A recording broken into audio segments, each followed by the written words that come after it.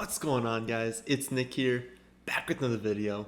It's Monday, so you know what time it is. Obviously, mock draft Monday. But of course, we have a few things to go over before the mock draft. We've got the stat of the day, some news. There's actually some pretty big news this week, and then we'll go over the poll from last mock draft Monday. So, yesterday's stat was which quarterback had the highest play action completion percentage. Ryan Tannehill. I feel like a lot of you are going to get that one pretty early. Today's stat: which wide receiver had the highest drop rate 2019? Okay, let's go over some news and some pretty big pieces. Like I said, really only the two big things. So, right off the bat, of course, Deebo Samuel breaks his foot, unfortunately. Looks like a Jones fracture, at least as of recording this, that's what we think.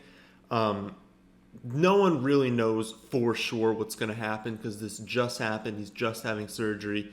It looks like he's got a good chance of opening the season on the PUP, which would mean he'd miss the first 6 weeks, and then they'd probably ease him in after that. So he'd probably be good to go in the fantasy playoffs, but of course he'd then also have a greater risk of re-injuring it. Definitely a big blow to his draft stock. We have adjusted the rankings. I've moved him down quite a bit. It is a boost to Kittle. It's a boost to Ayuk, Hurd, but I'd say it's the biggest decrease to Jimmy G. Loses one more weapon. Obviously, Ayuk and Hurd, they're solid weapons, we think, but there's a lot of unproven talent there. So it's a big decrease to Jimmy G, who I thought could be a really nice target later. Not really targeting him anymore outside of 2 quarterback leagues. But Kittle definitely gets a big boost, and I believe I've added him as a target now. So only him and Mark Andrews are tight end targets early in drafts. But I mean, this is just going to skyrocket his floor. I mean, every single week he's going to be just the main guy, even more so than he was before.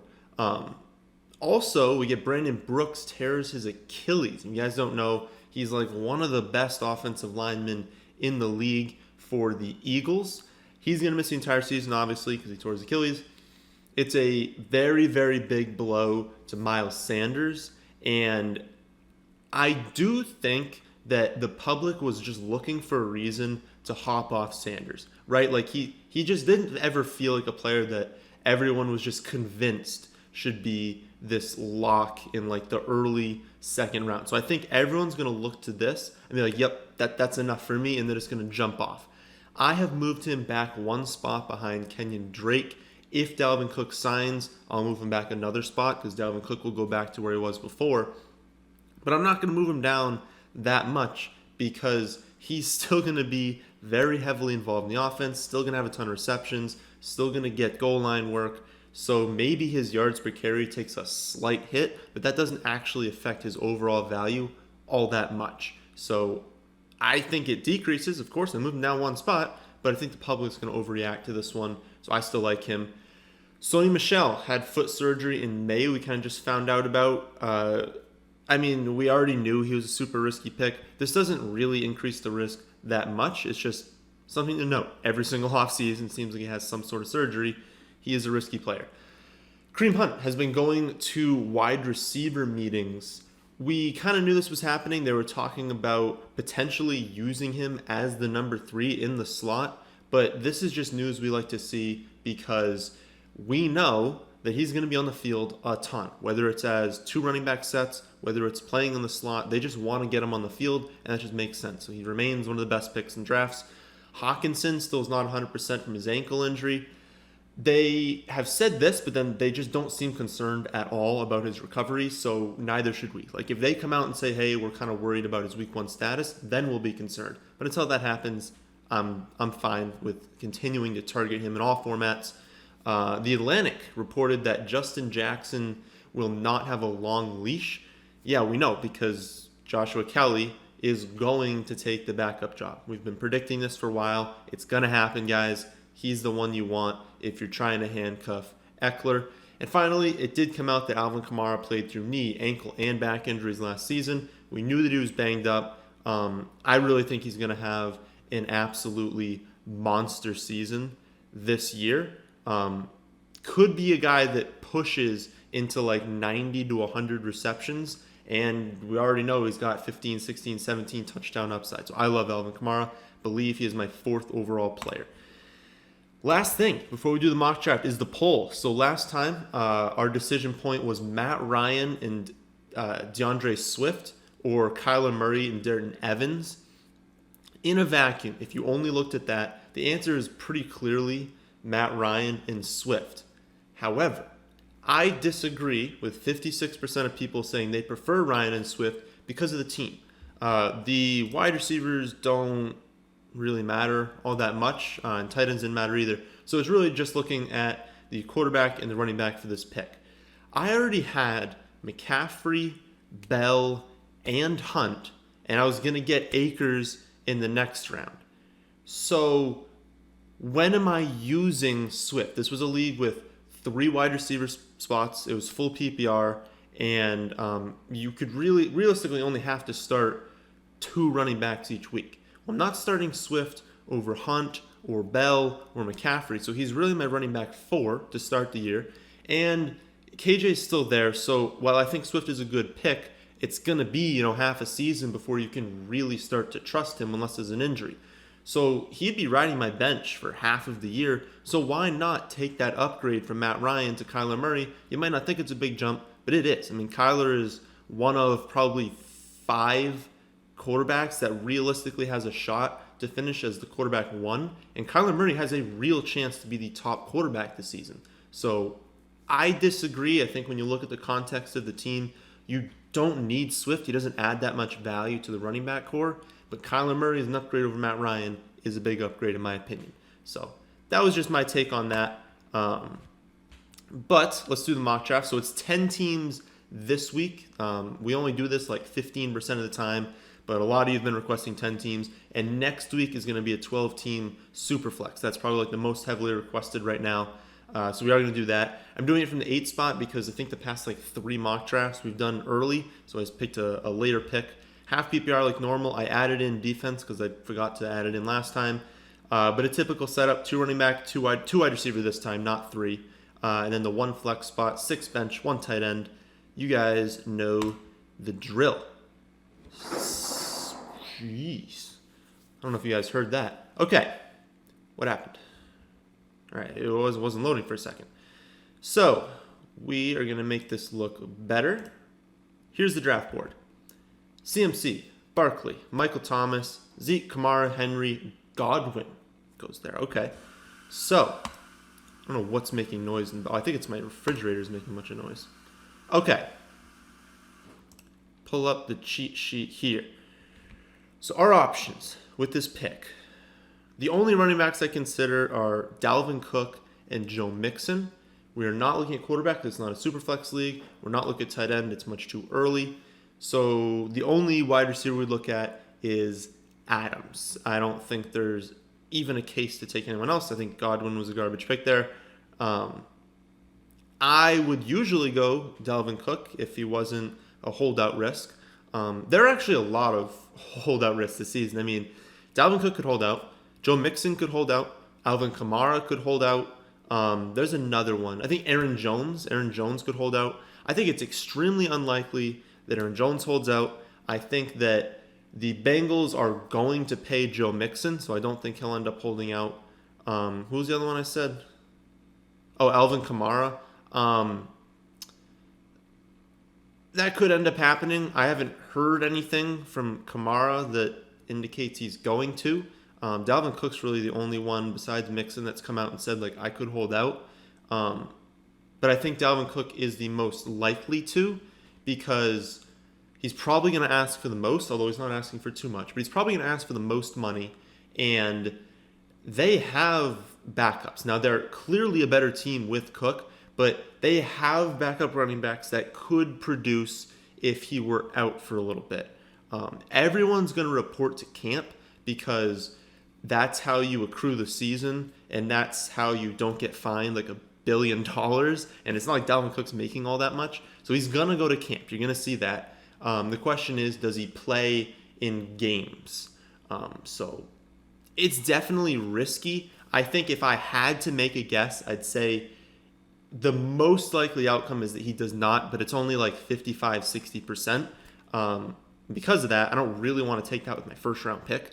I'm considering Adams here though because I want to test out taking a wide receiver. I want to test out either doing RB0 or taking a wide receiver and then loading up on running back after that. So why don't we do that? Because mock drafts are all about testing things out. We'll see about going RB0 depending on who gets taken here. Looks like a lot of running backs got taken. So pull up the draft board. Dalvin Cook, Joe Mixon, Miles Sanders, and Tyreek Hill go off the board. Okay. So we could still start off RB0 and have Julio Jones and Devontae Adams, which would be a massive leg up at the wide receiver position. They have their tier break here, so we would be starting off a new tier. That's not how my tiers work out. I do think that Chubb, Drake, and Jacobs are in a tier ahead of everyone else here, so I think that tier should include them. But I do have that tier break at 2. So, or I don't know why I said at 2. at that tier break 2 here for wide receiver is the same for me. So I have Michael Thomas, Adams, Tyreek Hill, and Julio Jones. That's my same tier. I want to test it. Let's do it. Let's just see what happens. If this were my draft, I think I would have ended up taking Drake, but I really want to see what happens if we take, not necessarily RB0, but if we go wide receiver, how does our team turn out? So, quarterbacks, only Lamar goes, and it's one pick before me. I could have considered doing that. We get two tight ends, so we get Kelsey and Kittle go off the board. For running backs, we get Drake, Chubb, Jones, Jacobs, Gurley, Fournette, Eckler, and then wide receivers Hopkins, Golladay, Kupp, and Evans go off the board. So if we were to continue RB0, our pick would be Allen Robinson. I believe he's my wide receiver 7. I have the exact same top 6 that basically everyone in the industry has, but at 7 I have Allen Robinson, and then I think it goes Golladay and then Odell. I think that's how I have it. At running back, I see a drop. So we're not going to go RB0. Like there's no way I could justify taking Allen Robinson unless this is a full PPR league with like 3 wide receiver spots. I couldn't justify taking Allen Robinson over Clyde here. There is a drop. I don't know that it's exactly split how they have it, but you cannot tell me that Clyde is not a step ahead of Carson, Gurley, Connor, DJ, probably Taylor and Bell, and then I think a tier breaks off after that. But Clyde is pretty clearly, no, not Gurley. Clyde's pretty clearly ahead of them. He is pretty likely the best receiving back in this draft class and one of the better receiving backs we've seen in recent years, which is terrifying being on the Chiefs, being an insanely good receiving back. Like, he's locked into third down duties. There's no chance that Williams is used on third downs over him. And realistically, the most likely outcome is that he is the featured back this season. And I feel very confident in saying that. So that is, and if I'm looking for upside with this pick, because I have Adams and Julio, if Clyde turns out to be the feature back on the Chiefs, he could easily finish as a top 3 running back. And so if you capture that upside in the third round with those 2 receivers who are pretty much locks to finish in the top 6 each, that's a very nice start to the draft. So I am targeting upside with my running back picks here because you can win the league if you hit on running back at this spot. We could go with Odell here. When I go RB0, which honestly, I mean, I haven't actually done in like a league that I pay for in years, I don't think. But when you do it, you want to take guys who, like, all 3 of them could finish like 1, 2, 3, right? You're not trying to target like a bunch of safe receivers. You want to target guys like Odell. You want to take people who have the upside. Like if I told you that Adams, Julio, and Odell were the top 3 receivers this year, no one would be surprised. We know Odell was dealing with a boatload of injuries last season. He's been hurt the last 2 years, basically. That's why he's been playing pretty poorly, I guess you could say. But he's a virtual lock when healthy for what, like 1,200 yards. He's easily got double-digit touchdown upside. He was consistently just in elite all-time categories with success rates on all of his routes that he actually runs until this last year, and it was likely due to his injuries that he had. So I'm considering taking Odell and getting all 3 of these receivers. The problem is I know that this next pick we're going to be in this range of running back, and that is not ideal for your RB2.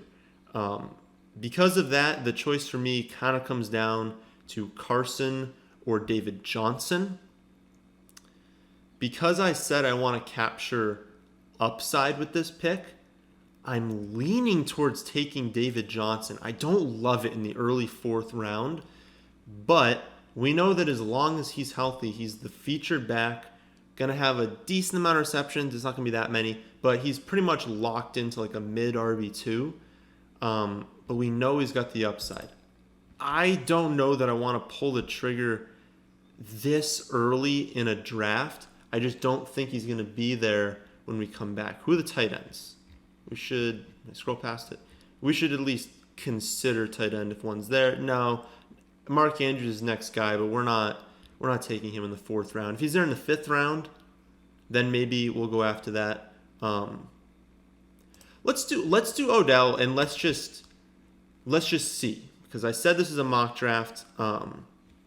Let's see what happens when we just forego the running back position. Considering taking other positions as well. Maybe I'll do quarterback next.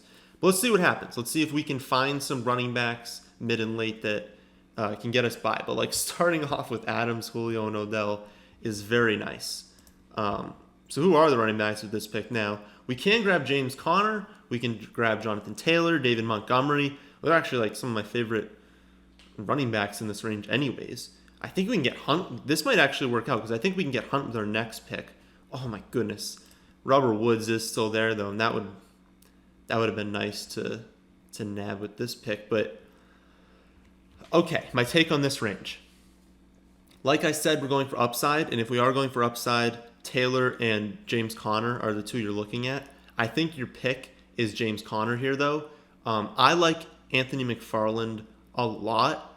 The problem is he is not a featured back. See, there is just no way that they want to feature McFarland. They want to use him as a change of pace guy. James Conner has proven that when he's healthy, he's a running back 1. And getting him in the late 5th round has to be a deal, right? Like, I don't think I've taken him many times in mock drafts, and I know he's got big injury concerns, but if he stays healthy, every time he steps on the field, he's a running back 1, and the offense is going to be a lot better this season.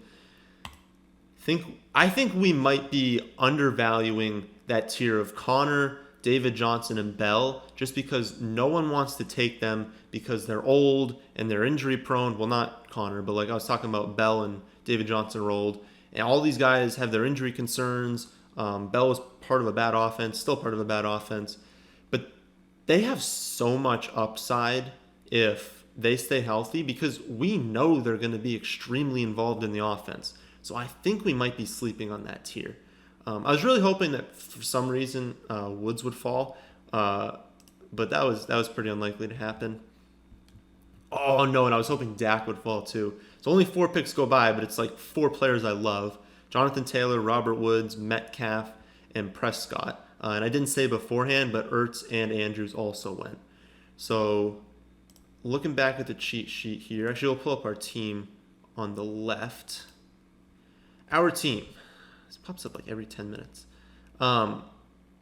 Clyde and James Conner for running back, and then Adams, Julio, and Odell for wide receiver.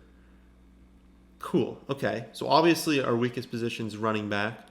We can consider Kyler Murray with this pick. The 6th round is definitely not too early, and you want to lean more towards these tight ends and quarterbacks in a 10-team league because everyone's starting lineup is going to be pretty good. So you got to find differences where you can.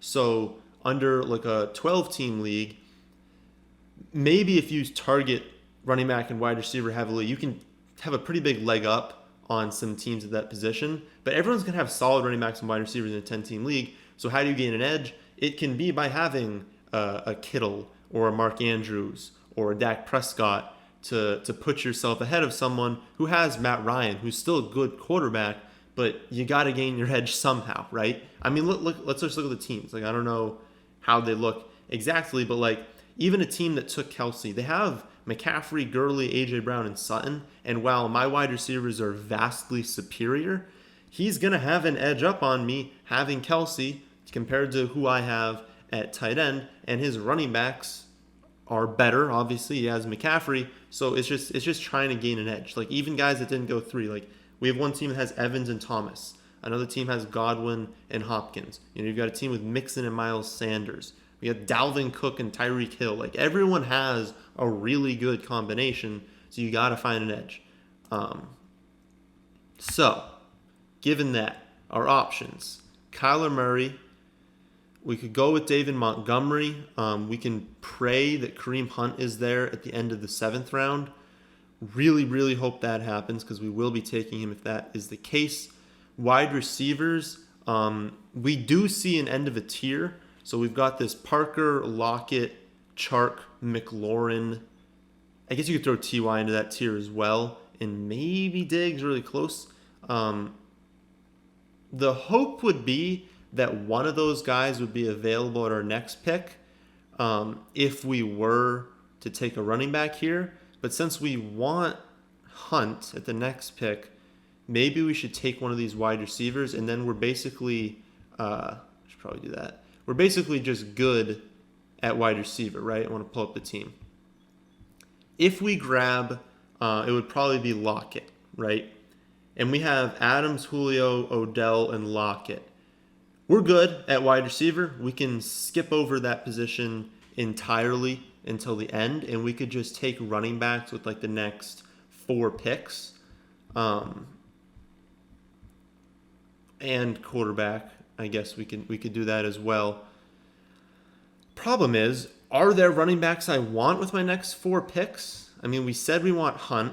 I would like Geis. I guess we want some upside with that. Dobbins. But I don't know that we're gaining a huge edge by loading up at running back. So maybe, yeah. I think we got to take Montgomery here. Grab a guy that's going to get 275 touches. Will he be good with them?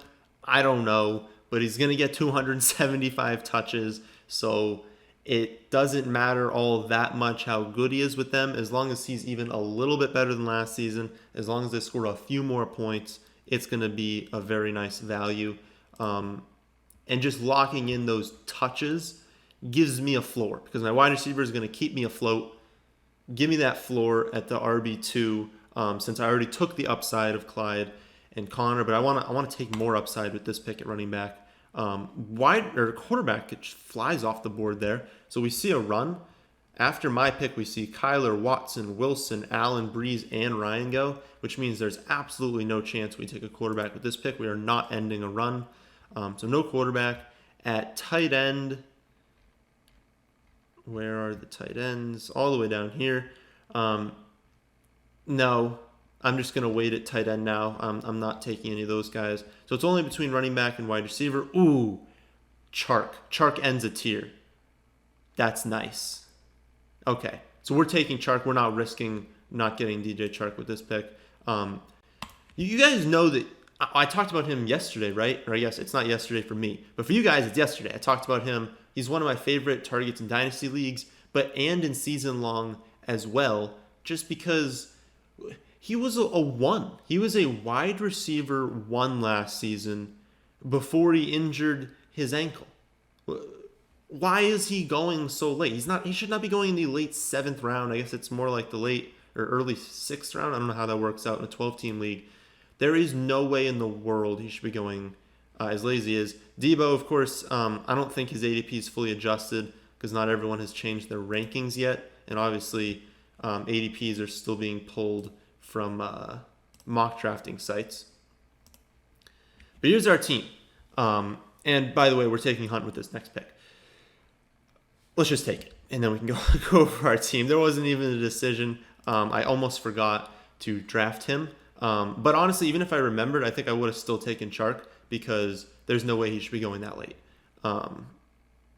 So here's the team. Running backs, we got Clyde, James Conner, David Montgomery, and Kareem Hunt. Actually, really like that for foregoing the position. And then for wide receivers, Devonta Adams, Julio Jones, Odell Beckham Jr., and DJ Chark, who realistically could all finish as wide receiver ones. You could have just drafted 4 ones there. And for those of you who love to look at bye weeks, they all have a different bye week. So, and that is why also you do build your bench, right? Like there's going to be week 5, week 9, week 10, and potentially a few weeks with injuries. I'm going to be playing Chark because I got receivers on bye. And what are the odds that all of Adams, Odell, and Julio all play 16, right? There's going to be some injuries. So you do still need good players on your bench. Don't just start filling in your quarterback and your tight end and say, well, I already have my starters. I have to go with these positions. No, you're going to need to be using your bench in a lot of weeks. And you're going to have busts as well. So honestly, I don't know that we could have started off better here. We're just going to wait at quarterback probably, if we're being honest, until the final round. Might do that as well with tight end. I know they're not being taken, but I don't want Hunter Henry with all that question mark surrounding his quarterback, how much they're going to target him. Plus, he gets hurt all the time anyways. Same kind of thing with Evan Ingram with the injuries. Of course, he has a lot more upside than a lot of these other tight ends. But, I'm cool with Higbee, and I'm cool with Hurst, Gesicki, Fant, Hawkinson, Jonnu Smith, Blake Jarwin, any of them, even the 10-team league as my top guy, especially if I can wait until the final round for a lot of them. So I want to keep taking shots at running back because it's just so important to hit at those positions. I think the most upside here is Vaughn, right? I think Vaughn has the most upside because if he does win the job, they're probably going to feature one guy. That's what history suggests for us. And you have to think, how did Jones played well last season? I think he had over 1,000 yards. I think he had 7 touchdowns. Don't quote me on that. But he was benched so many times, and it was clear they just did not want to use him. They just they had Peyton Barber. They don't want to use him either. They don't want to use anyone. So there's a very good chance that they drafted Vaughn to use him completely. So that's a decent amount of upside if he does win the starting job. Another thing is taking your favorite pick between Howard and Breida, because you could be getting the lead guy. I honestly have no idea who's going to win that job. My lean would be Howard, but I don't have a good enough take on that, or a good enough feel. So I don't want to just randomly guess with this pick because I only have 2 more bench spots. We probably need to split running back and wide receiver with the bench. Let's just see who did get taken. So it was 4 receivers. It was Brown, Cooks, Deontay, and Slayton. I'm going to consider actually taking tight end here just because I am looking at running back, and I guess Madison is upside. Murray, the names I always say, Zach Moss, Tony Pollard, but so many of them are so close, and I'm only taking one that I don't feel a need to take one of these running backs with this pick. At wide receiver, there's a boatload of just upside guys that I don't really care which one I get there as well. And with quarterback, I wouldn't care at all with quarterback I get. So since I also like the tight ends late, but I know that there is just more upside with some of these early tight ends, it's not worth waiting at that spot. Like, there is definitely a difference between Evan Ingram and all the other tight ends that I would have gotten at that pick, or at a later pick. And since I still got these running backs, no quarterbacks even got taken. We're going to take a favorite running back just in case some of these guys go off the board. So it would be Madison, Duke, Moss, Pollard, Boston Scott, and Chase Edmonds. That's who I'm looking at. I could technically take McFarland as the backup, but I truly believe that if Connor went down, it would be a mixture of McFarland and a bunch of other guys. I don't think they would use him in a featured role. So who has the most upside? I mean, technically Madison, right? Because if Dalvin Cook does hold out, Madison's going to be the guy. So he's got the most upside. Wide receiver, it's between Anthony Miller and CeeDee Lamb. I love both of them. Technically, Lamb has more upside if like, let's say Amari Cooper goes down. I mean, Lamb's going to basically take over Gallup from last season. So getting that this late is really nice, but I would not care at all if you took Anthony Miller with that pick. So final two guys here. We actually see a lot of quarterbacks get taken, but I don't really care because I think the guys I want are still on the board. Oh my goodness. Brady, Rodgers, Stafford, Wentz, and Goff all get drafted. But I would have taken either Joe Burrow or Daniel Jones with this pick. I'm having a tough time. Let me know what you guys think between those two.